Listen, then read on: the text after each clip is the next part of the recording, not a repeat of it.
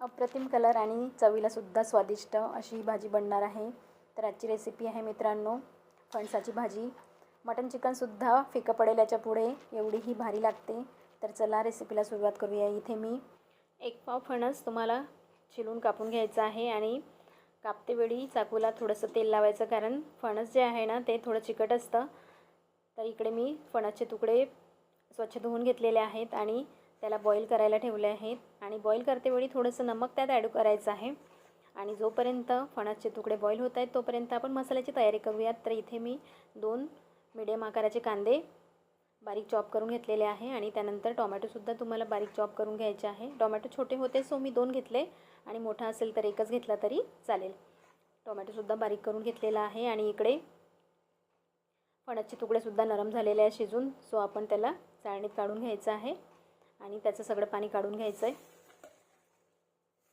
फणसचे तुकडे शिजवून झाले आहे। एक मसाला रेडी करायचा आहे तुम्हाला। तर इथे मी छोटी वाटी धणे घेतलेले आहे आणि 5 ते 6 लाल मिरची घ्यायची आहे आणि खडे मसालेमध्ये 1 वेलची, 4-5 काळी मिरी, शहाजिरं आणि 5 ते 6 लाल मिरची आणि हे सगळं मसाला मिक्सरला बारीक करून घ्यायचा आहे। आणि इकडे फोडणीची तयारी करूया। कढईमध्ये तेल टाकून घ्यायचं आहे आणि चॉप केलेले कांदेसुद्धा त्यात टाकायचे आहे। कांदे गोल्डन ब्राऊन होईस्तोवर परतून घ्यायचे। त्यानंतर 1 चुटकी हिंग टाकायचं आहे आणि त्यानंतर 1 टेबलस्पून टाकायचं आहे तुम्हाला लसूण अद्रक कोथिंबीरची पेस्ट आणि त्यालासुद्धा व्यवस्थित परतून घ्यायचं आहे। मित्रांनो ही भाजी चवीला खूपच अप्रतिम लागते आणि घरातील सर्वांना आवडेल अशी ही भाजी आहे।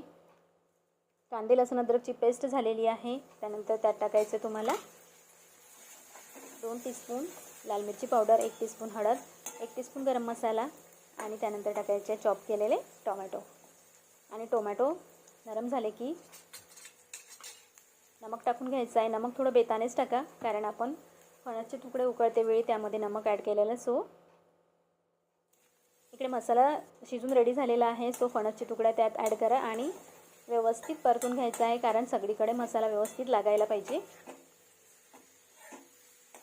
आणि त्यानंतर तुम्हाला मीडियम आचवरच ठेवून ही भाजी शिजवायची आहे। आणि जो मसाला आपण रेडी केलेला होता तो 3 टीस्पून ॲड करायचा आहे आणि परत भाजीला एकदा फिरून घ्यायचं आहे आणि मीडियम आचवर भाजी शिजवून घ्यायची आहे। आणि भाजी शिजून झाली की लास्टला तुम्हाला त्यात ॲड करायचं आहे कोथिंबीर बारीक कापलेला। सो इकडे बघू शकता मित्रांनो तुम्ही भाजी रेडी झालेली आहे। कोथिंबीरसुद्धा ॲड केलेला आहे आणि अशा प्रकारे अगदी स्वादिष्ट चमचमीत अशी फणसाची भाजी रेडी आहे मित्रांनो।